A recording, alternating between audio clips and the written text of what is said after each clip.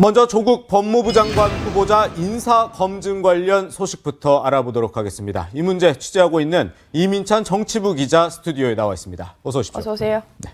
지금 산후맹 논란이 있었던 이제 조국 후보자가 다양한 재테크를 했다는 이런 의혹과 사실 확인이 되고 있잖아요. 먼저 IMF 외환위기 시절에 굉장히 이제 많은 국민들이 어려웠던 시절인데 그때 서울 강남 상구의 아파트를 법원 경매로 샀다 이런 얘기가 나왔어요. 이게 뭐 어떤 얘기입니까?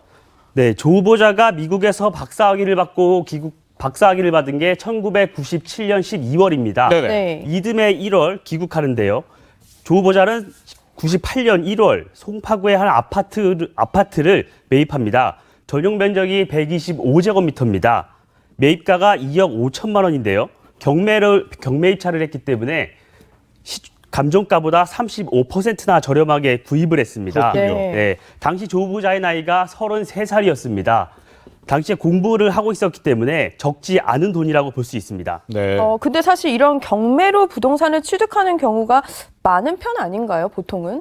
지금은 부동산 경매가 일반인들에게 많이 알려졌지만 당시만 해도 부동산 경매 정보를 접하는 게 상당히 극소수였습니다. 네. 네. IMF 외환위기로 금모으기 운동이 벌어지던 상황이었고요. 경매 전문가의 이야기를 먼저 들어보시겠습니다.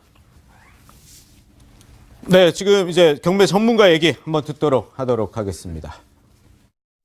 대출이 거의 쉽지 않기 때문에 그 자금도 어느 정도 있는 사람이 경매 시장에 접근이 가능합니다. 부동산에 관심 있고 경매를 배운 사람들이 있죠. 아주 그 소수를 만한 거였어요. 근데 일반인들까지 막 확대되기 시작한 건 2000년대 한 중반쯤 될 거야, 아마. 그렇다면 아무튼 외환위기라는 어려움을 틈타서 최근에 사실 좀 유행을 했었죠. 이른바 갭 투자 이런 형식으로 재산을 늘렸다 이렇게 볼 수 있을 것 같은데 사실 조국 후보자 하면 이제 진보 진영을 대표하는 학자 중 한 명인데 이른바 강남 좌파 논란 여기서 자유롭지 않을 것 같네요. 네, 조 후보자는 경매로 낙찰을 받은 뒤에 실제 바로 거주하지 않습니다. 네. 예. 낙찰받은 직후에 영국으로 공부를 하기 위해 바로 출국을 하는데요. 네. 조 후보자가 이 아파트에 전입신고를 한 건 2년 뒤인 2000년 2월입니다. 그로부터 3년 뒤인 2003년 네. 이 아파트를 팔고 현재 거주하고 있는 방배동으로 이사를 갑니다. 네네. 당시가 IMF 외환위기로 기업들이 줄도산을 했고 그러니까요. 많은 대출금리가 10% 후반대까지 올랐습니다. 많은 집주인들이 경매로 내몰리던 상황이었는데 온 국민이 금모으기 운동을 하면서 외환위기를 극복하자고 나섰는데 네네. 강남 아파트를 경매로 사들인 것이 과연 조 후보자의 과거 발언과 맞느냐 네. 이런 지적이 나옵니다. 그렇군요. 또 하나 이제 조 후보자의 모친이 거주하고 있는 것으로 알려져 있는데 부산 해운대구의 빌라인데요. 이 매입 과정에서 뭐 법 위반 정황이 포착이 됐다고요? 조 후보자의 모친은 해운대구에 있는 한 빌라에 거주 중입니다. 네. 등기부등본상 집주인은 조 후보자 남동생의 전 부인입니다. 네. 그런데 2014년 이 빌라를 매입하는 과정에서 매입 비용을 조 후보자 부인이 냈다는 주장이 제기됐습니다. 네네. 저희 채널A 취재팀이 부산에 가서 당시 이 빌라 매매 계약을 진행한 중개업자를 만났습니다. 네. 네. 차로 5분 거리에 있는 조 후보자 부인의 집이 있었는데요. 아파트가. 네네. 같은 날 이 아파트에 전세 계약이 이루어집니다. 네. 그 전세 매매 대금으로 이 빌라를 매입했다는 겁니다. 네네. 실제 두 계약은 같은 날 이루어졌고 예. 매매 대금도 2억 7천만 원으로 갔습니다. 네. 이 중개업자의 말대로라면 돈을 낸 사람과 집주인의 명의가 다르다는 건데 네네. 이렇게 되면 부동산 명의 신탁 가능성이 있습니다. 그렇군요. 네. 그러면 이제 부동산 실멸죄 위반 의혹이 있다는 건데 글쎄요. 그러면 지금 하여튼 이 문제가 가장 좀 뜨거운 논란이 되고 있는 것 같은데 조국 후보자는 뭐라고 하던가요? 조 후보자 측은 자금 출처는 투명했다. 예, 조 후보자 동생의 전 부인이 돈을 냈고 산 게 분명하다고 해명했습니다. 네, 그렇군요. 또 논란이 되는 게 있는데 조국 후보자 가족이 민정수석 취임 직후에 10억 원을 벤처기업에 투자한 건데 보면은 신고된 재산의 5분의 1을 사모펀드에 투자한 거잖아요. 이게 조금 상식적으로 이해는 전 안 되는 것 같아요. 네, 조국 후보자의 부인과 딸, 아들이 사모펀드에 투자하겠다고 약정한 게 네. 74억 원입니다. 네네. 부인 명의로 67억 원이고요. 아들과 딸은 각각 3억 5천만 원씩인데요. 그럼 약정한 단계에서는 전 재산보다 더 많은 액수를 약정을 한 거였네요. 네, 그렇습니다. 네. 그런데 실제 조 후보자의 가족이 맡긴 돈은 10억 5천만 원입니다. 네. 네, 조 후보자가 이번에 신고한 재산 총액이 56억 원인 점을 감안하면 전 재산의 5분의 1, 확실한 수익 보장이 없이는 선뜻 투자하기 어려운 금액이면 틀림이 없어 보입니다. 네. 이 당시가 조 후보자가 민정수석에 취임한 지 약 2달 정도 뒤였습니다. 아, 그렇군요. 그러니까 취임 직후에 이렇게 사모펀드에 굉장히 모험적인 투자를 했다는 건데 이게 좀 논란이 될 만한 이유가 있는 건가요? 이 사모펀드의 성격상 공모와 달리 비공개 정보로 많이 이루어집니다. 아, 예, 사인 예. 간에 많이 이루어지게 되는데요. 네. 그런 만큼 어디에 얼마를 투자할지가 가장 중요합니다. 민정수석이라는 자리는 일반 대중에게 공개되지 않는 많은 정보를 수시로 접하게 됩니다. 네네. 이 때문에 민정수석의 가족들이 예. 이러한 사모펀드에 투자하는 게 적절했냐 네네. 이런 지적이 나오고 있는 겁니다. 네. 사실 현금을 보유하고 있다고 해도 이렇게 투자를 하는 게 쉽지 않을 것 같은데 도대체 어떤 기업이었던 건가요? 조 후보자의 가족의 투자금은 가로등 제어 시스템 등을 개발하는 중소기업에 투자한 것으로 전해지고 있는데요. 네. 네네. 블라인드 펀드라는 형식이기 때문에 예. 투자처가 정확히 많이 공개되어 있지는 않습니다. 네. 뭐 조 후보자 뭐 또 해명은 했을 것 같은데 뭐라고 하던가요? 네, 조 후보자 측은 재산 거래와 자녀에 대한 증여는 적법했다. 네네. 공직자윤리법상 주식과 같은 직접 투자는 금지되지만 이런 펀드와 같은 간접 투자는 허용이 되기 때문에 네. 법적으로 문제가 없다. 이런 입장입니다. 네. 또한 74억여 원을 약정은 했지만 네네. 실제로 투자한 건 10억 원이고 예. 추가로 투자할 생각은 없다. 이렇게 밝히고 있습니다. 네, 지금 우리가 한 세 가지 큰 의혹을 좀 정리해 봤는데 결국 인사청문회가 곧 아직 날짜는 안 잡혔죠? 네. 이게 곧 열리면 상당히 이 부분이 핵심 쟁점이 되겠어요? 네, 맞습니다. 조 후보자 측은 현재 손실 중이고 법적으로 문제가 없다고 주장은 하고 있지만 이런 해명에도 불구하고 네. 의혹이 여전해 청문회에서 네. 많은 논란이 될 것으로 보입니다. 그렇군요. 알겠습니다. 조국 후보자의 과거 다양한 재테크에 대해서 알아봤습니다. 이민찬 기자와는 여기서 인사 나누겠습니다. 고맙습니다. 네, 정치 라이브 계속 이어가도록 하겠습니다. 문재인 대통령은 어제 광복절 경축사에서 아무도 흔들 수 없는 나라를 만들겠다고 밝혔습니다. 일본을 향해선 손을 내밀기도 했는데요. 먼저 김윤정 기자가 보도합니다. 문재인 대통령은 취임 후 처음으로 흰색 한복을 입고 15년 만에 천안 국립기념관에서 열린 광복절 경축식에 참석했습니다. 문 대통령은 일본을 향해 대화를 통해 한일 갈등을 풀자고 제안했습니다. 지금이라도 일본이 대화와 협력의 길로 놓은다면 우리는 기꺼이 손을 잡을 것입니다. 문 대통령은 분쟁보다는 협력의 역사를 강조했고 강제징용과 위안부 등 과거사는 언급하지 않았습니다. 일본과의 경제전쟁이 승자 없는 게임이 된 만큼 외교적 해법을 염두에 두고 대일 메시지 수위를 낮춘 것으로 풀이됩니다.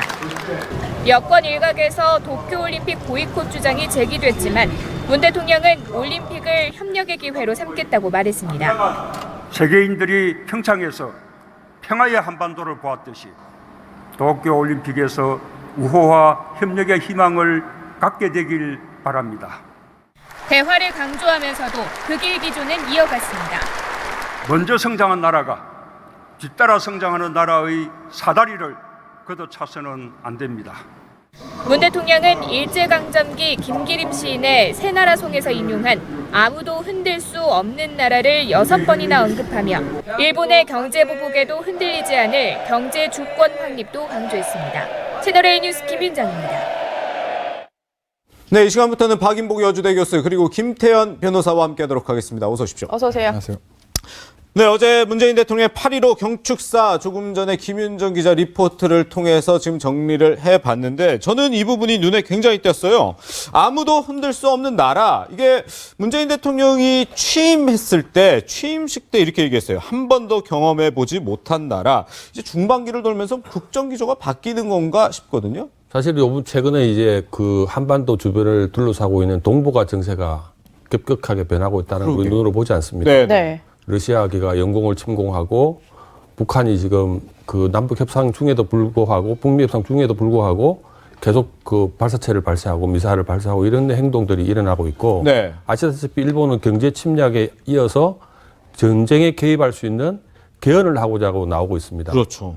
거기다가 중국의 어떤 군사적인 팽창, 그걸 막고자 하는 미국의 어떤 미사일 기지 설치 네. 등등 한반도 주변을 둘러싸고 있는 소위 이제 그 주변 변화가 확실하게 보인다. 이거는 이제 기조의 변화가 전체적으로 있는 것이거든요. 예. 네. 이걸 읽었던 측면이 있지 않을까. 그래서 네. 지금 흔들리고 있다. 주변에서 이제 이런 한반도 지형에 변화가 오고 있다는 걸 인식한 거 아닌가라는 측면에서 보면 네네.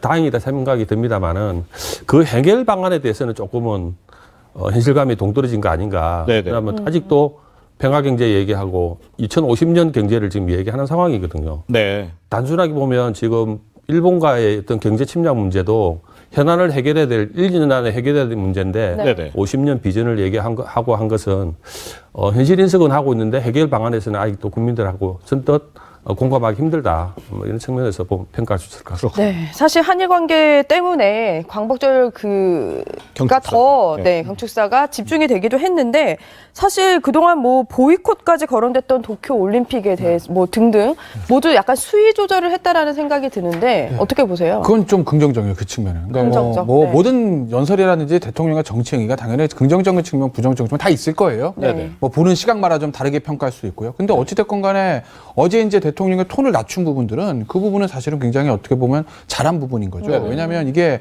감정적으로 너무 고조되면 오히려 문제가 해결되지 않고 이성적으로 차분하게 해결돼야 된다는 건 사실 맞는 얘기 아니겠어요. 근데 네. 여당이나 이런 곳에서 보면 굉장히 좀 강한 메시지가 나왔고 거기다가 도쿄 올림픽 보이콧 얘기까지 나왔습니다. 그랬었죠. 근데 이제 어제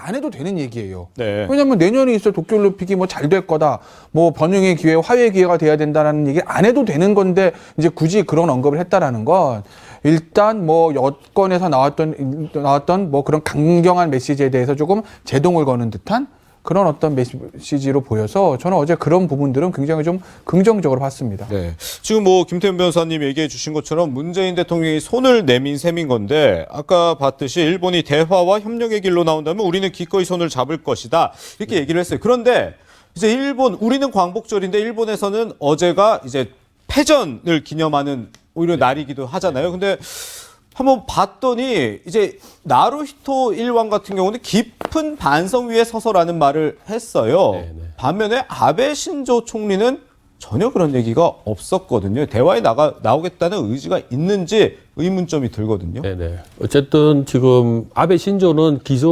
지금까지의 공물 바친 것 한 번도 빠지지 않고 7년 동안 야스쿠니 신사예요. 하는 네. 것부터 해서 기조가 일관되입니다. 네. 제가 지금 다행스럽게 보는 거는 이제 나키토 황제 나루히토 일본 일왕이요. 예. 일왕이 다행스럽게 그 아버지 아키히토 일왕의 그 기조를 그대로 받아서 네네. 기조를 유지했다는 거는 저는 다행스럽게 그러니까 봐집니다. 올해 첫 왜냐하면 연설이었네요. 첫 연설이었고 예. 우리가 원래 아키히토 일왕이 지금 생존에 계시거든요. 네네. 그걸 바꾸면서까지 혹시 아베 총리가 개헌하기 위해서 바꾸는 거 아니냐 이런 네. 설까지 있었는데 네. 불구하고 기조의 아버지 기조를 유지했다는 거는 사실은 일왕이 정치적인 어떤 힘은 없어도 네네. 메시지 국민들한테 던지는 메시지 굉장히 강하기 때문에 네네. 아베가 개헌과 관련된 기조를 좀 유지하면서 가는 방향 아니겠습니까? 네. 만약에 일왕이 이런 기조를 유지한다면은 개헌 문제는 상당히 좀 난관에 부딪힐 수 있다. 이런 측면에서 보면 어쨌든 우리가 경제 침략을 받는 입장에서 보면 이런 일왕의 태도는 네. 좀 다행스럽게 보여집니다. 네. 네, 이런 가운데 불매 운동도 서서 더 점점 확대가 되고 있는데 이 수치상으로도 변호사님 뚜렷하게 나타났더라고요. 뭐 맥주 같은 경우는 10년 만에 4위까지 내려가고 자동차 경우는 6월 대비 7월이 판매량이 32%나 줄었더라고요. 근데 반성의 기미가 있지 않은 한은 계속 이어질 수 있다는 생각이 좀 들어요. 저 계속 그럴 거예요. 아마 특히 자동차보다 맥주 같은 거. 왜냐하면 자동차는 또 오래 타는 거기 때문에 그렇죠. 살 때 이제 좀 여러 가지 좀 생각도 하게 마련이죠. 네. 그런데 맥주는 사실은 뭐 대체재가 많거든요. 네. 뭐 오늘 뭐 어제까지 아사히 맥주 먹다가 오늘 안 먹어도 되는 거니까. 네네. 그러니까 맥주에 대한 판매량이 이제 계속 줄고 있다는 그런 부분들을 보면 우리 네. 국민들이 일본에 대한 대한 감정들이 좀 안 좋다는 것을 알 수 있는 거죠. 확실히 보이네요. 뭐 그렇죠. 그러니까 이게 국민들이 자발적으로 하는 어떤 일본 제품 불매 운동에 대해서 뭐 정부나 지자체나 정치에 나서서 해라 뭐 이렇게 얘기하는 것도 안 되지만 그렇다고 해서 하지 마세요 뭐 이런 것도 사실 조금 무리인 거죠. 왜냐하면 어차피 그건 국민들이 개인의 자유에 따라 선택하는 것이기 때문에 네네. 일본 맥주 먹는다고 비난할 것도 없지만 네. 일본 맥주 안 먹는 거를 또 비난할 필요도 없는 거죠. 그건 네. 개인의 어떤 선택의 자유에 맡기는 것이 맞다고 봅니다. 네. 이제 어제 문 대통령 광복절 경축사 일본에 대한 메시지도 있었지만 물론 북한에 대한 메시지도 있었습니다. 어제도 평화 경제에 대한 얘기 나왔는데 한번 그 목소리도 듣고 계속 분석 이어가겠습니다. 평화로 번영을 이루는 평화 경제를 구축하고 통일로 광복을 완성하고자 합니다. 분단 체제를 극복하여 결의의 에너지를 미래 번영의 동력으로 성화시켜야 합니다. 8천만 단일 시장을 만들 수 있습니다. 세계 경제 6위권이 될 것이라 전망하고 있습니다. 2050년경 국민 소득 7, 8만 불 시대가 가능하다는 국내외 연구 결과도 발표되고 있습니다. 그리고 지금 문재인 대통령 또 평화 경제 얘기하고 북한에는 대화의 필요성을 거듭 강조하고 또 야당에게는 이념에 사로잡혀 외톨이가 될 수 있다 이렇게 좀 얘기를 했는데 이게 또 대통령의 우리 연설 하루가 지나서 오늘 아침에 북한의 행태를 보면 또 발사체를 2발 쐈어요. 그리고 또 북한에서 조평통 대변인이 신랄하게 또 우리 대통령을 비판하는 모습 보였거든요. 왜 그러는 걸까요? 그렇죠. 그러니까 이제 문재인 대통령의 어떤 평화 경제 얘기에 대해서 네. 지난번에도 우리가 한번 그 말씀을 드렸을 텐데 뭐 장기적으로는 북한의 어떤 개발을 통하는 우리 경제의 성장이라는 것 측면에서 보면 예. 뭐 맞는 측면도 있습니다. 분명히 장기적으로는요. 네. 근데 지금은 단기에 닥친 이 일본과의 경제 문제로 인한 이 위기, 이 단기적인 이 위기를 극복하는 게 정말 평화 경제인가? 네네. 그 문제 하나 지적할 수밖에 없고 네. 지난번에 사실은 평화 경제 얘기했을 때 그 다음 날도 북한에서 미사일을 쏴서 어떤 의미에서 보면 글쎄요 모르겠습니다. 청와대와 이 안보실에 있는 그 핵심 청와대인 참모들이 네. 저번에 있었던 그 북한 미사일 발사에 대해서 어떻게 해석했는지는 네. 그 속내는 알 수는 없으나 네. 물론 겉으로 나오는 워딩들은 이제 곧 비핵화 협상을 시작하기로 하는 전조다 뭐 이렇게 표현을 하지만 저는 사실 네. 선뜻 이해가 안 갑니다. 그 해석이 네. 어찌됐건 간에 속마음은 모르겠으나 이번에 평화 경제 얘기를 다시 한번 했는데 또 북한에서 미사일을 발사를 했거든요. 그러니까 이 부분에 대해서 청와대에서 뭔가는 사실 메시지를 내놔야 되는데 그게 어떤 메시지를 넣을지 저로서도 사실 궁금하고 왜냐하면 네. 그동안 많은 비판들이 있었어요. 왜 북한에서 저렇게 미사일을 발사를 하는데 네. 대통령은 그 부분에 대해서 아무 말도 없느냐. 한 번도 아니고 2번씩이나 대통령이 평화 경제를 얘기를 하면서 북에 손을 내밀었는데 북은 미사일로 답한 것뿐만 아니라 대통령과 우리 정부에게 굉장히 모욕적인 그건도 퍼부었거든요. 네. 그 부분에 대한 어떤 청와대의 입장과 대통령의 어떤 그 말이 있어야 될 텐데 글쎄요 어떤 식의 메시지를 내놓을지 저로서는 좀 궁금합니다. 네, 저는 이 부분도 조금 주목을 했어요. 조국평화통일위원회 대변인의 오늘 아침에 발표한 성명 내용을 보면 그 남조선 당국자들과 다시 마주 앉을 생각도 없다 이렇게 얘기를 했어요. 이게 곧 있으면 그 비핵화 협상 다시 이루어지나 이렇게 생각을 했는데 이거 남북 관계 다시 회복이 가능한 건가 이 생각으로 좀 바뀌거든요. 제가 볼 때는 지금 청와대에 북한을 바라보는 인식의 어떤 위험도에 올라와 있다 이렇게 생각을 듭니다. 네네. 얼마 전에 정세현 장관이 저렇게 북한이 계속 도발하는 것은 마치 뭘 협상 과정에서 뭘 하나 더 달라고 하는 거니까 네. 상관없다 이런 말을 해서 공분을 사기도 했는데요. 네. 저는 이제 이번에 이 미사일을 쏜 거 보면 또 남쪽에 제일 근접한 거리가 아닌가. 지금까지 9차례를 쏜 결과를 보면 제일 가까운 지역이긴 한데요. 예. 저는 이게 지금 대화를 않겠다라는 선언으로도 이해될 수 있는 부분이다. 네. 마침 이런 거 할 때도 우리는 물밑에서는 얼마 전에 서훈 국정원장이 누구랑 만났다는 얘기도 기사화되고 있었어. 네. 어쨌든 물밑에서는 대화를 하고 있지 않을까라는 기대를 했었는데 네네. 논평을 보면 이제는 대화도 맞닿을 필요가 없다. 네. 이런 걸로 해석될 수 있는 여지가 있는 것이거든요. 예, 네. 예. 그래서 이걸 언제까지 참고 갈 것인가 지금. 그리고 제일 중요한 것은 북한을 바라보는 인식의 변화가 지금 필요할 시점이다. 그 인식의 변화라는 것은 결국에는 어떤 장관이나 뭐 이런 분들 좀 바꿔가면서 안보 이런 국면을 국민이 지금 안보에 대한 불안증이 그렇죠. 굉장히 심한 상태이거든요. 네네. 언제까지 갈 것인지 한번 지켜볼 문제지만 오늘 북한도 8.15 경축일입니다. 네. 경축일을 앞두고 이게 또 미사일을 쐈다라는 것은 저는 이해가 선뜻하지도 않고 예, 예. 북한에 대해서 한국 정부든 아니면 대통령이 지금 NSC 소집된지 모르겠지만 9시에 소집은 됐다고 하더라고요. 메시지가 좀 강력한 메시지가 나와야 될 시점이다. 네.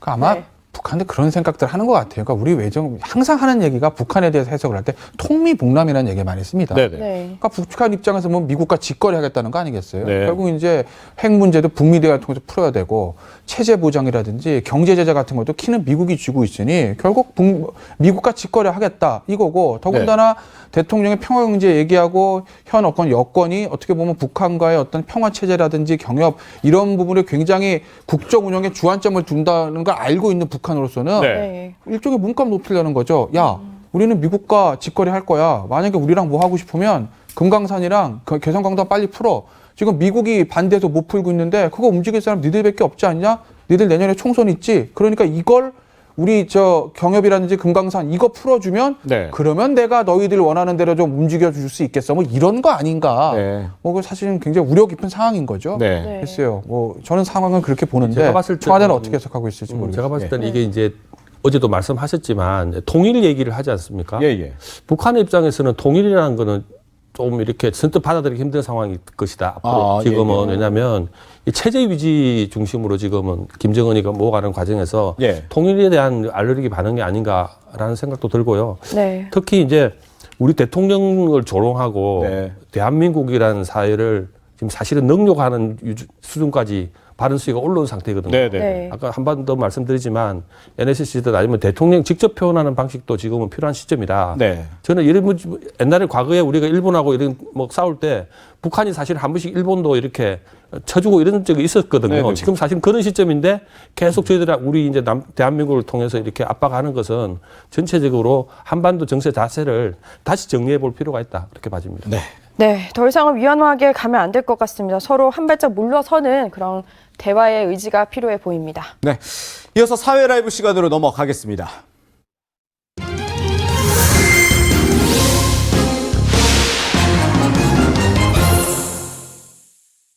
네, 30대 남성이 자신의 난폭 운전을 항의하는 상대 운전자를 보복 폭행하는 영상 지금 굉장히 큰 논란이 되고 있습니다.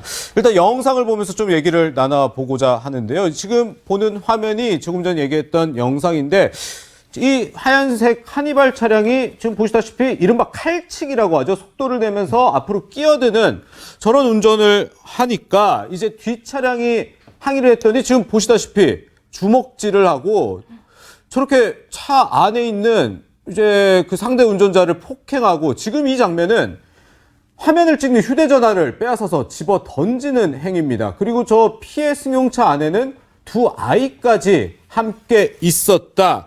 이것 때문에 지금 굉장히 큰 논란이 되고 있는데 변호사님, 네. 일단 이것부터 여쭤보고 싶어요. 방금 상대 피해자가 찍고 있는 휴대전화를 빼앗아서 집어 던졌어요. 결국 3시간이 걸려 찾았다고는 하는데 이것도 증거인멸이다 이렇게 볼 수 있나요? 그러니까 증거인멸의 우려가 있다고 볼 수 있는 거예요. 왜 네네. 던졌겠어요? 왜냐하면 그 아내가 남편이 이제 폭행당하는 장면을 찍었다는 거 아니겠어요? 왜냐하면 나중에 이제 이게 증거로 제출을 해야 되니까 수사에. 네네. 네. 그래서 찍은 건데 그걸 뺏어서 던졌다. 그렇다면 본인의 어떤 범행 장면이 담긴 증거를 인멸하는 거니까 우리가 네.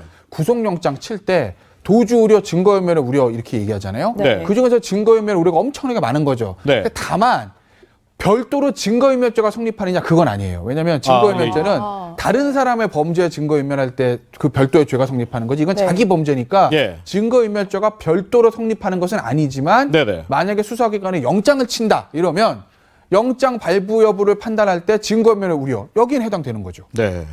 근데 저는 사실 영상을 보면서 이럴 정도로 분노할 일인가 싶기는 했는데 그러면서 그러게요. 혹시 음주 가능성이 있나? 라는 생각이 들더라고요. 뭐 이런 그러니까 우리가 상식적으로 이해해야 되지 않는 운전자의 행동이 나올 때는 항상 음주와 약물을 의심을 합니다. 네네. 근데 다만 음주에 대해서는 설사 저 사람이 음주 상태였다고 하더라도 음주운전을 별도로 처벌하기는 힘들 거예요. 음주운전은 당시에 딱 채취를 해가지고 주치운전사 적발 보고서라는데 딱 보면 몇 월 며칠 몇 시에 어떻게 해가지고 혈중 알코올 농도 얼마가 나왔다. 이게 있어줘야 되거든요. 네. 그래요. 뭐 나중에 뭐 술 냄새가 나는 거 가지고 위드마크 공식 가지고 역산해서 추정하는 경우들도 있는데 네. 그거는 굉장히 무죄가 많이 나와요. 예전에 저 탤런트 이창명 씨인가요? 예, 예. 그 이창명 씨 같은 경우에도 뭐 술을 마셨는지 안 마셨는지 제가 알 수는 없으나 네. 위드마크 공식으로 음주운전 기소했다 결국 무죄 나왔잖아요. 그렇죠. 그러니까 저 사람 같은 경우에는 설사 음주를 한 것 강한 추정이 든다고 가정하더라도 음주운전으로 처벌할 수는 없다라는 거죠. 네.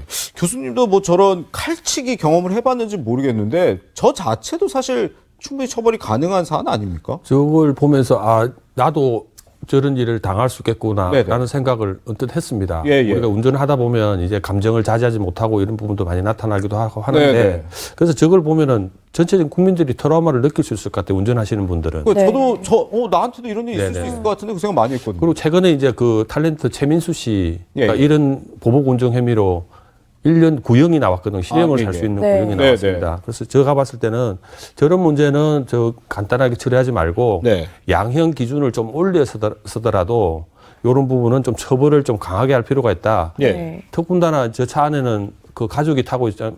4세, 5세 되는 어린 자녀가 있었고 네. 부인까지도 있는 상황에서 저런 폭력을 당했다면 그 자녀나 부인 되시는 분도 트라우마를 그러니까요. 겪을 수 있는 지금 것이거든요. 네. 실제로도 뭐 이렇게 심리 치료를 받고 있다고 그러더라고요. 차를 네. 보니까 자기 차에도 애기 차라고 뒤에 표시가 되어 있더라고요. 그러니까 베이비 있더라고요. 써 있어요. 베이비 네. 돼 있길래 저런 심리 상태가 뭔지 모르겠다. 또 제주도 교통사고를 우리가 이해해 보면 네. 저렇게 가속을 할 정도로 제주도 도토하는 게 그렇지 네. 않거든요. 이제 네네. 습관성이다라고 봐졌을 때 좀 처벌이 좀 더 강력하게 해서 국민들이 트라우마를 좀 벗어나게끔 해주는 것도 방법이다라는 네. 생각입니다. 선생님 이게 국민청원 게시판에서도 지금 이제 막 여론들이 대단한데 보니까 단순 폭행 아니고 더 엄하게 처벌을 해라 이러한 글들이 올라오고 있거든요. 근데 폭행, 뭐 재물 손괴 그 이상의 처벌도 가능할 수 있는 건가요? 죄 자체는 휴대전화 재물손괴. 네. 그 다음에 때렸으니까 폭행이에요. 네. 생수병 던진 건데 생수병이 사실 맞으면 아픈 건 아니거든요. 그러니까 네. 위험한 물건은 아니에요. 그러니까 예. 이제 특수폭행은 안 될 거고 네네. 차를 가지고 칼치기 운전한 거 예를 들어서 차를 가지고 이제 보복 운전을 할 경우에 네. 이제 계속 뒤에서 뭐 그 상향등 켜고 그다음에 앞으로 와가지고 급정거하고 뭐 이렇게 하는 경우들이 있어요. 네. 그런 경우는 차량 자체는 위험한 물건이라 가지고 그걸 가지고 특수폭행, 특수협박을 하는 경우들도 있는데 지금 칼치기 운전을 한 것만 가지고서 차량을 가지고 위협한 특수폭행, 특수협박으로 볼 수 있는지는 좀 의문이에요. 그러니까 죄 자체는 아주 그렇게 큰 죄는 아니에요. 그리고 네네. 저 피해 남성분이 아주 많이 다친 것 같지는 않거든요. 네. 네. 그렇지만 제가 봤을 때는 글쎄요 법원에서 어떻게 할지 모르겠지만 제가 경찰하면 영장 칩니다. 이 정도 사안. 저런 거는요 일단 저런 신청한다는 거죠, 예. 그러니까 저런 거랑 저런 죄 있잖아요. 네. 저런 범죄들은요 한번 들어갔다 나오지 않아요. 저건 제가 봤을 때 습관성일 가능성이 있어요. 아, 저런 보복 운전의 경우 그렇죠. 흔히 그렇죠. 그렇습니다. 왜냐하면 저게 사실은 아주 많이 그런 그 분쟁이 생긴 건 아니에요. 왜 하다 보면 뭐 계속 뭐 양쪽으로 가면서 둘이 말싸움하고 막 이러다가 확 폭발하는 경우들이 있어요. 네. 네네. 근데 지금 영상을 보면 이 피해자가 아주 많이 그렇게 심하게 항의한 것 같지도 않거든요. 네. 그런데 저 정도로 나와가지고 사람을 예를 들면 우리 길 가다 보면 저렇게 운전자가 내려서 말싸움하는 경우는 좀 많이 볼 수 있고 네네. 서로 멱살잡이하는 경우까지는 볼 수 있습니다. 그렇죠. 근데 저렇게 가서 막 이렇게 폭행하는 경우는 정말 흔한 경우가 아니거든요. 네네. 그런데 저 정도 사안으로 저 카니발 운전자가 저렇게 했다라는 건 네. 습관성일 가능성을 배제할 수 없다. 알지 못합니다, 저희가. 네네. 그렇기 때문에 저건 제가 봤을 때는 그리고 더군다나 이렇게 청와대 온 국민이 저 영상을 보고 그렇기 때문에 저 피해자가 받는 충격은 이로 말할 수 없을 거거든요. 전국적으로 공개가 됐는데. 그렇죠. 그렇다고 보면 저건 제가 봤을 때 저런 죄는요. 한번 들어갔다 와야 그래야 안 합니다. 네. 영장은 그러라고 있는 거예요. 네. 생계형 범죄 같은 경우는 영장을 우리가 조금 발부 안 하는 게 맞지만 먹고 네. 살아야 되니까 예. 저런 경우들은요 한번 들어갔다 오면 그다음부터 안 해요. 네, 알겠습니다. 어쨌든 지금 이번 사건 굉장히 전 국민적인 관심을 끌고 있는데 경찰은 어떻게 수사를 하고 있을까요? 저희가 경찰 관계자에게 직접 들어봤습니다. 피해자가 김포 거주하는 사람인데 일단은 속탁 보내갖고 김포에서 조사받으려고 하니까 자기가 직접 제주도 와서 조사받겠다. 그 대신에 뭐 자기 뭐 개인적인 사정 때문에 8월 말에 와서 조사를 받겠다. 그런 상황이고 최종적으로 이제 피해자가 이제 8월 말에 또 오면 뭐 진단서를 받든 피해자 조사 받아보고 어떻게 처리할 건지 이제 방향을 결정해야죠. 동부경찰서 관계자 이야기 들어봤고요. 지금까지 카니발 폭행 관련된 소식 전해드렸습니다. 네, 사회라이브 두 번째 주제에 넘어갑니다. 양현석 전 YG 엔터테인먼트 대표 프로듀서 관련된 논란입니다.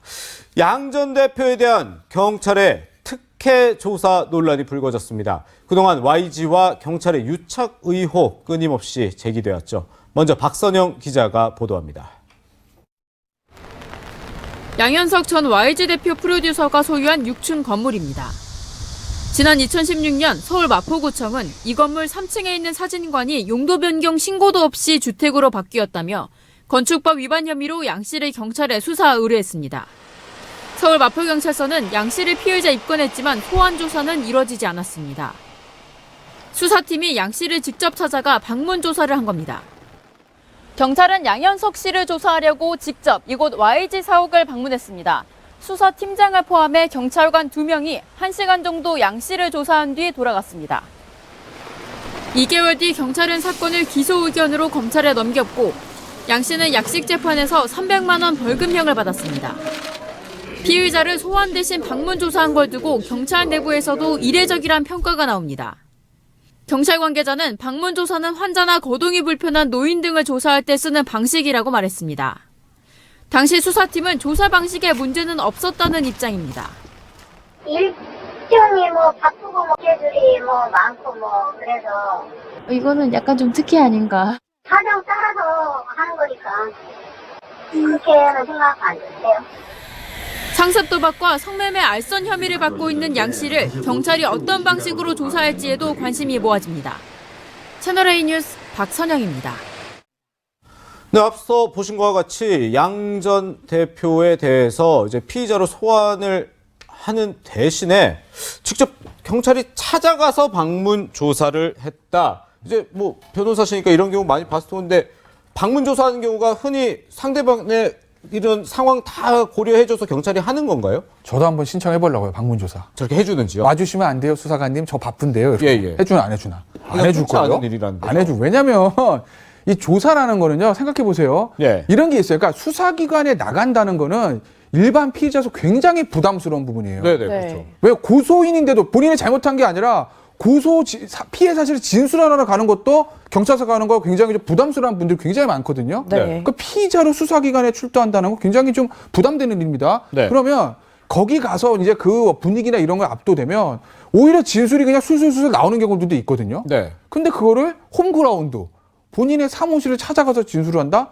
굉장히 여유 있죠. 피의자 네네. 입장에서 보면. 그러니까 수사기관에서 그 방문 조사 안 하는 겁니다. 왜? 이게 사실은 꼭 좋은 건 아니지만 기선제압의 필요가 있거든요. 수사기관 입장에서 네네. 보면. 그렇기 때문에 청으로 부르는 건데 방문 조사를 한다? 글쎄요. 저는 납득이 안 되고 그 이유가 중국 출장 같은 것들 때문에 일정이 안 맞아서 그런다. 네. 일정이 안 맞으면 맞추면 됩니다. 네네. 그리고 만약에 계속 양현석 대표가 이게 일부러 피하는 것이 눈에 보이는 것 같다 그러면요. 체포영장 이런 데 쓰라고 있는 거예요. 네. 강제 구인을 위해서. 네네. 체포영장이라는 건 피의자를 반드시 구속하겠다가 아니라 계속 연락을 피하고 연락 두절이고 출두 요구에 불응할 때, 그리고 이게 정말 본인의 업무나 어쩔 수 없는 사정이 아니라 고의적으로 수사를 회피하는 것 같다라는 생각이 들 때 일단 수사의 편의를 위해서 청구하는 게 체포영장이거든요. 네네. 네. 체포영장 이럴 때 하라고 있는 거죠. 그렇군요. 교수님, 양현석 씨가 받고 있는 게 성접대 의혹, 검경 유착 의혹, 또 이 아티스트의 마약 사건 무마도 있잖아요. 근데 이런 까도 계속 새롭게 나오고 이번에 또 특혜 조사 논란까지 나오고 끝이 없는 것 같아요. 우리가 이제 버닝썬 사건부터 해서 이제 그때부터 양현석 YG가 계속 나오기도 하고 해서 네. 이제 직접 본인이 이제 여러 가지 해외 원정 도박이라든지 마약 혐의라든지 이런 것들 나오지 않습니까? 그래서 그때마다 우리가 얘기됐던 게 경찰과의 유착 관계였습니다. 네. 아까도 말씀하셨지만 이거는 일반 시민분들이 이런 건축법 위반이 더군다나 구청이 고발을 했어요. 이거 보통 이제 보면은 이행강제금이라 해가지고 구청에서 끝내는 경우가 많이 있거든요. 행정처분을 해서. 네. 근데 아마 사안의 심각성이 이런 것들이 전체적으로 맥락을 봐야 되겠습니다만은 거기서 구청에서 고발한 사건이거든요. 네. 그렇다면 당연히 경찰에서는 불러서 하는 게 맞고 그게 이제 불법인지 여부가 굉장히 이제 수준이 높을 것 같은 사건이거든요. 네. 그 재판도 한 2달 이후에 이제 재판이 나왔고 어떤 300만 원 정도의 벌금으로서 처벌이 된 것인데요. 초기 수사가 저는 불러서 했다면 뻔하게 수위를 상당히 조정해서 검찰로 이첩하지 않았을까 그런 생각이 들 정도로 예. 경찰 유착 관계 이것들이 핵심일 것 같습니다. 네. 네. 그런데 우리 이 보도가 나가니까 오늘 경찰이 반응한 게 참 이게 설득력이 있나 싶은 게 우리나라 국위 선양하는 공인이어서 그랬다고 하거든요. 이게 참 대한민국 사회 국민들 중에 공인이 아닌 사람 어디 있겠습니까? 다 예. 국익을 위해서 일하는 것이고 네네. 뭐 그런 차원에서 보면 예. 저는 이런 해명은 오히려 더 경찰의 불신을 더 가져오는 해명일 것이고 해명을 네. 안 하는 게 낫다 네네. 싶고 그럼 다시 조사를 하겠다든지 이런 네. 식으로 전향적인 얘기를 해야지 마치 이제 국위 성향 아니 특히 문화 행사들이 국위 성향도 하죠. 근데 네. 개인을 부른 거 아닙니까? 더군다나 건축법으로 부른 것이기 때문에 네. 국위 성향하고는 아주 무관하다. 그러니까 전혀 무관한 사안이니까요. 방문 조사하는 경우들은요, 피의자가 너무 몸이 아파서 네. 병원을 떠나면 안 되는 경우에 병원으로 방문 조사하는 경우 있어요. 아, 국위 네. 선양하는 경우가 아니고요. 그렇죠. 예, 예. 그렇게 따지면 재벌들 다 국위 선양하잖아요. 돈 많이 벌어오니까 세금 많이 내니까. 예, 예. 정치인도 마찬가지입니다. 네. 장차관도 국위 선양하는 사람들이에요. 고위 공무원들. 예. 연예인들 승리 씨는 국위 선양 안 합니까? 얼마나 많이 해요? 뭐 이 기준으로 따지면. 그렇죠. 그러니까 그게 아니라 저 굉장히 몸이 아프거나 아니면 전직 대통령 같은 경우에 예우 차원에서 가는 경우들이 있어요. 네. 그런데 뭐 공인이라는 이유로 YG 엔터 대표라는 이유로 방문 조사를 한다? 그럼 이제까지 포털에 섰던 재벌회장들은 얼마나 억울할까요? 그 얘기 들으면 나한테도 해주지. 네. 그러고요. 알겠습니다. 양영석 씨의 이 새로운 수사 내용은 들어오는 대로 또 채널A에서 보도해 드리도록 하겠습니다. 두 분 말씀은 여기까지 듣겠습니다. 감사합니다.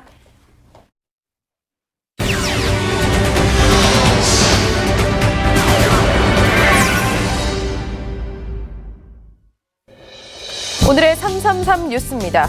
최태원 SK그룹 회장의 둘째 딸 최민정 씨. 2014년 해군 사관 후보생으로 자원 입대해 화제를 모았던 바 있죠. 최민정 씨가 SK 하이닉스에 입사했습니다. 미국 워싱턴에 있는 지사로 출근해 대외협력 총괄 부서에서 일하는데 직책은 대리급입니다. 최민정 씨는 입사 전 청해부대 소속인 충무공 이순신함에 올라 6개월간 소말리아 아덴만에 근무하다 전역했고요. 이후 중국 투자회사에서 일하다 1년 9개월 만에 SK에 온 겁니다. 앞으로 수술실과 분만실 등의 비의료인의 출입이 제한됩니다. 지난해 일부 산부인과 병원에서 예비 산모들을 제왕절개 수술이 진행되는 수술실 등의 병원 투어를 진행해 논란이 된 바 있습니다.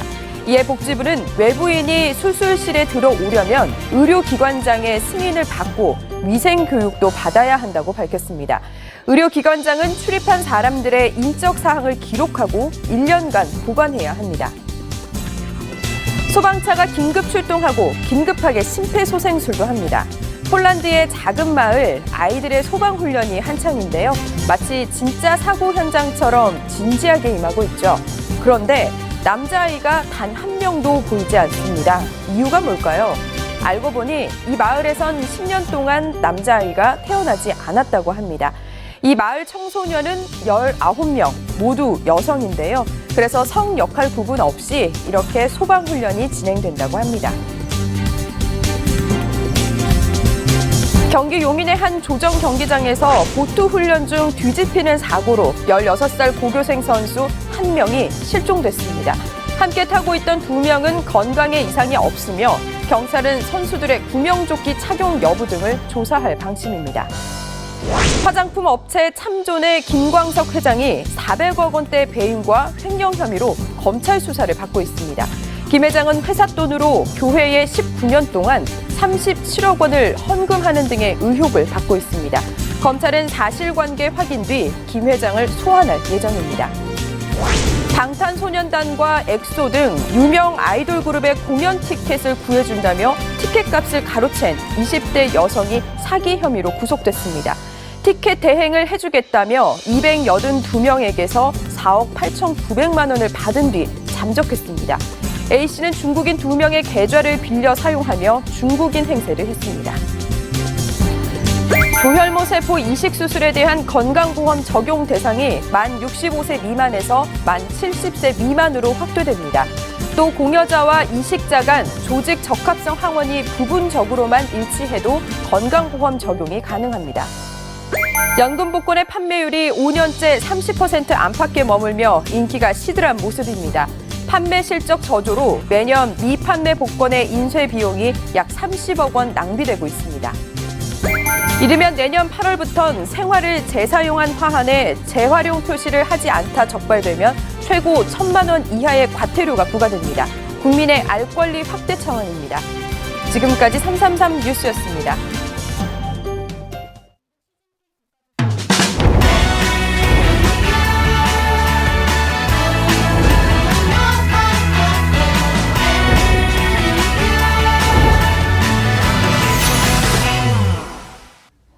여름 휴가를 호텔에서 즐기는 호캉스족들 많은데 이분을 거치지 않고는 호텔에 들어갈 수 없습니다. 축구장에 조현우가 있다면 호텔엔 이분이 있는 거죠.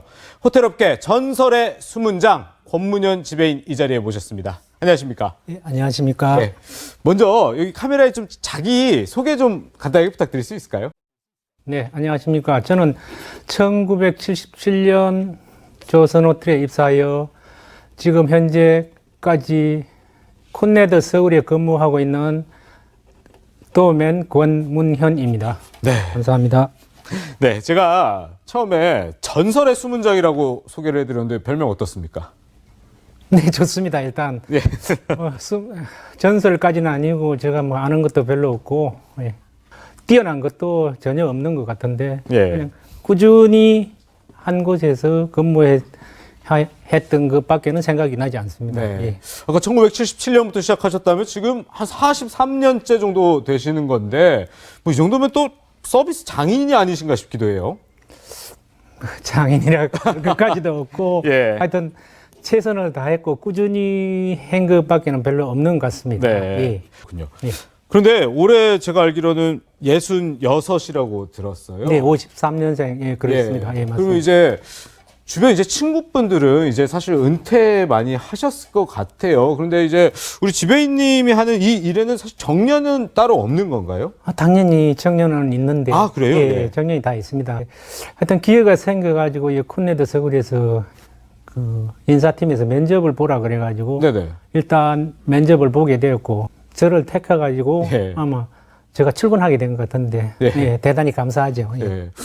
정년을 훌쩍 넘긴 비결은 도대체 뭘까요? 저희 집사람과 그때 어머님이 계셨는데 네네. 한 군데에서 끝을 보라고 예. 많이 종용을 하고 다른 데로 갈 기회도 있었는데 네. 극구 반대를 해가지고 아마 계속 근무하게 된 것 같습니다. 아, 예. 그러면 이제 좀 이제 업무 얘기 조금 여쭤보고 싶은 게 하루에 몇 시간 정도 서 계셔요? 9시간, 근무 시간 9시간인데 이제 출근하고 저는 항상 예. 1시간 이상 전에 출근을 해가지고 예, 예. 근무제는 한 30분, 40분 전에 출근을 합니다. 예. 그래서 근무 준비하고 잘못된 게 있나, 그날 행사 같으면 행사의 어느 층에 어떤 행사를 하는지 손님 와서 물어볼 때 미리 암기 같은 것도 하고 네네. 그래 출근하면 한 9시간, 10시간 정도 근무하는 것 같습니다. 네. 그래서, 예. 그리고 저는 깜짝 놀란 게요. 매일 신문, 조간신문 3개를 그냥 뭐 속독도 아니고 정독을 하신다고 들었어요. 정계에서는 뭐 장관님들, 총님들 좀 자주 바뀌지 않습니까? 예, 예. 이게 꼭 알아야 되기 때문에 아. 그런 것도 외우고 그리고 그 회사의 CEO 분들도 가끔 바뀌는 분들이 있지 않습니까? 그렇죠. 예. 그런 거 좀 기억 좀 하려고 경제신문 특히 한 2번씩 읽어보고 예, 예. 정계 그러는데 좀 열심히 읽는 편입니다. 예. 주로 이제 특급 호텔에 계셨으니까 네. 사실 이제 전직 대통령들, 그러니까 당시에는 현직이었겠죠. 네. 이런 분들이 와서 행사를 좀 치르고 가는 것도 많이 보셨을 텐데. 네, 많이 오셨습니다. 예, 뭐 대통령들, 역대 대통령들 기억 좀 나는 분들 계신가요? 네, 김대중 대통령도 자주 오셨고, 아, 예. 김영삼 대통령도 자주 오셨고, 네네. 후보도 뭐 자주 오셨고, 예. 예, 자주 오셨습니다. 두 분 스타일 굉장히 다르실 것 같은데요. 직원들한테 그 높은 한국의 대통령님이신데도 불구하고 예. 저희들한테 격려 말씀을 굉장히 많이 해준 두 분이라고 생각됩니다. 아, 두 분이나요? 예. 김영삼 전 대통령께서는 그 편지, 격려의 말씀도 한번 받은 적이 있는데 편지 편지로요? 봉투에다 받았는데 네. 그 당시 저는 신입이었기 때문에 가지고 집인한테 반납한 적이 있습니다. 예. 네. 반대로 뭐 여러 이제 손님들 대체로 요새는 뭐 안 그럴 것 같은데 이른바 좀 진상 손님들도 좀 있을 것 같아요. 좀 어떤 분들이 가장 힘들게 해요? 그런데 저는 진상이라고 표현하고 하지 않고 네. 저 나름대로 애정 고객이라고 생각하고 있습니다. 애정 고객이요? 예, 왜냐하면 예. 다시 오지 않으려고 생각하고 상관이 없다고 생각하면 우리한테 충고나 나쁜 말을 안 해주실 텐데 네네. 그분들은 진상이 아니라 애정 고객이라 다음번에 다시 오실 거고 분명히. 예. 저희들이 하는 게 잘못됐으면 시정을 하라고 하는 거기 때문에 저는 진상 고객보다 애정 고객이라고 표현하고 싶습니다. 그래서 네네. 혼도 나오고 좀 안 좋은 소리도 가끔 들어본 적은 있지만 그렇게 뭐 심하게 하거나 제가 크게 충격받을 정도로 아주 나쁜 소리는 많이 들어본 적은 없습니다. 네. 예, 다 좋으신 것 같습니다. 예. 예. 어쨌든 이렇게 44년째 일을 하다 보면 이제 뭐 단골 손님도 많이 생겼을 것 같고 나름의 이 노하우, 업무적인 노하우도 굉장히 많이 생겼을 것 같아요. 이 지배인님만의 그 단골들을 위한 뭐 서비스라든지 이런 게 좀 있으신가요? 아무래도 사람을 많이 기억을 하니까 어떤 분은 어떤 성격을 소유자고 어떤 분은 어떤 소유자인지 그걸 파악을 하기 때문에 먼저 제가 달려가서 손님께 안내하더라도 가까이 붙어서 잘 아시는 손님은 가벼운 농담도 건네면서 제가 안내하고 가까이 붙어서 진솔하게 그렇게 쭉 해왔습니다. 앞으로 또 앞으로 언제까지 이 일을 계속 하실지 계획이 좀 궁금합니다. 예. 어차피 직장을 다니고 하니까 내일이 있기 때문에 자제도 할 수 있고 늦게까지 술을 먹는다든지 늦게까지 잠을 안 잤는데 할 수 있는데 내일이 있기 때문에 저는 자제도 할 수 있고 건강에도 좋은 것 같고 경제적으로 제가 돈을 버니까 집사람도 좋아하고 가족들도 좋아하고 그래서 아마 제가 건강한 이상은 쉬고 싶은 생각은 없습니다. 그렇군요. 네, 이렇게 한 우물을 파서 장인의 경지에 이른 분입니다. 권문현 지배인님과는 여기까지 이야기 나누도록 하겠습니다. 오늘 말씀 감사합니다. 네, 감사합니다.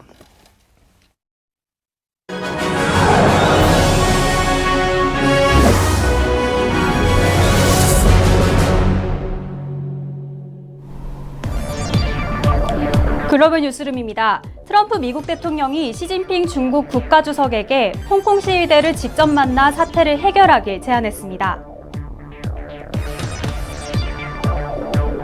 And I said that I would be willing to bet that if he sat down with the protesters, a group of representative protesters, I'll bet he'd work it out in 15 minutes. 또 트럼프 대통령은 홍콩 시위에 대해 중국의 무력 진압 가능성을 우려하고 있다고 언급했습니다. 그러면서 중국군이 홍콩 접경지에서 훈련하는 등 움직임을 보이자 미중 무역 협상보다 홍콩 사태 해결이 먼저라고 밝히기도 했습니다. 이와 관련해 중국은 홍콩 사태는 중국의 내정이라며 트럼프 대통령과의 회동 가능성을 일축했습니다. 이런 가운데 홍콩 시위를 주도하고 있는 사람 중 하나인 조시아 웡은 트위터로 시 주석이 홍콩에 와서 시위 도중 시위대와 공개적으로 만나는 것을 환영한다고 밝혔습니다. 다음 소식입니다. 미국 펜실베니아주의 한 가정집에서 마약범과 경찰의 총격전으로 경찰 6명이 다쳤습니다. 현지 시간 14일 마약 용의자가 집으로 영장을 집행하러 온 경찰에게 총격을 가한 겁니다. 용의자 집 앞 도로를 사이에 두고 총격전은 8시간 가까이 이어졌습니다.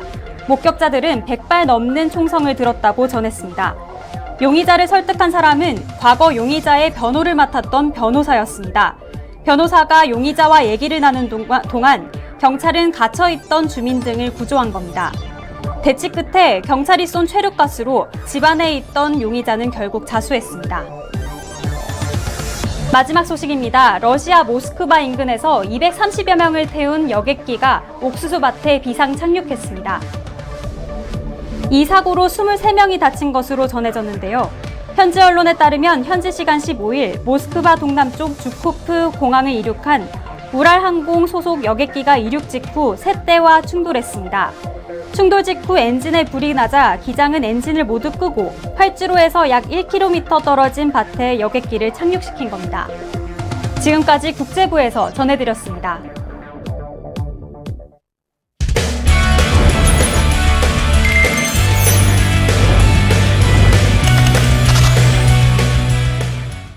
댓글 읽어준 제작진 박지혜입니다.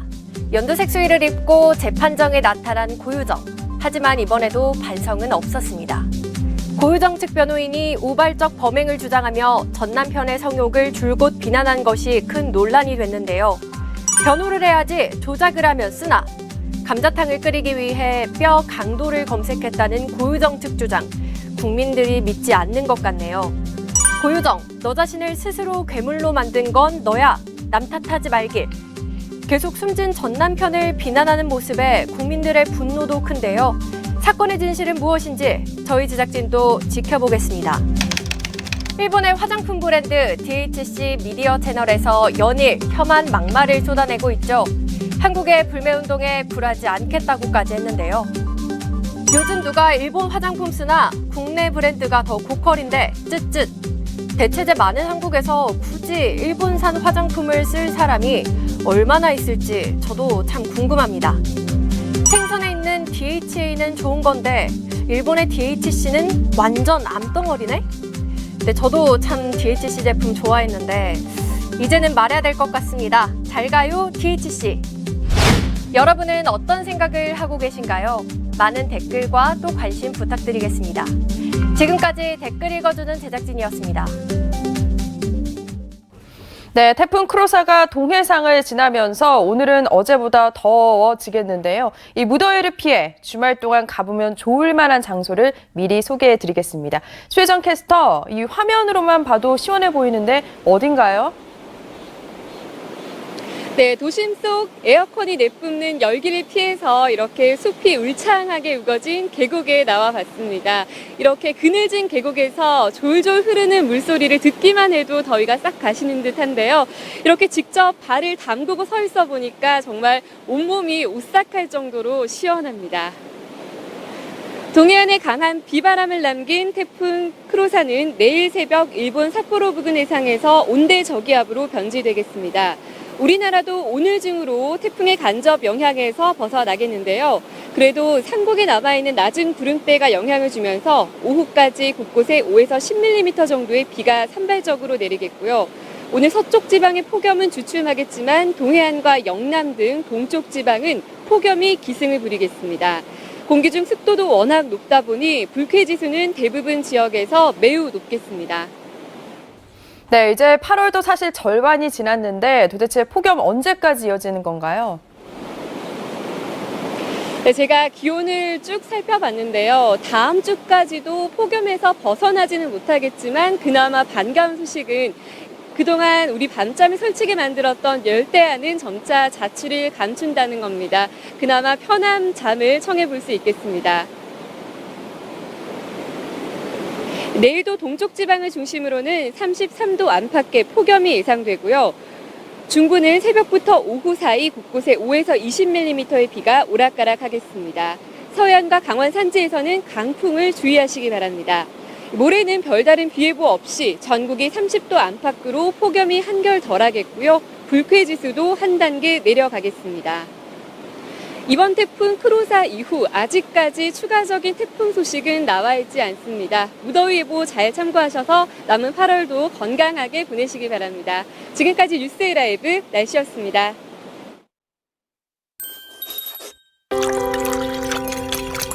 다들 한 번쯤 보신 적 있죠? 이건 크릴에서 추출한 고농축 인지질 성분 때문입니다.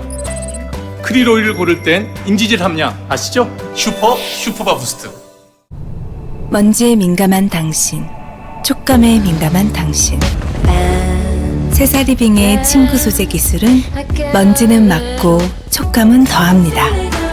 촉감을 디자인하다. 세사리빙. 셀 틈 없는 남녀의 건강. 채우는 영양이 달라야죠. 에너지와 근육 건강. 항산화와 피부 건강.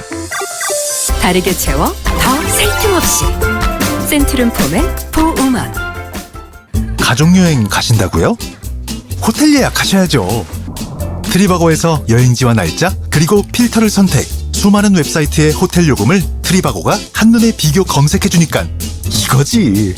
호텔 트리바고.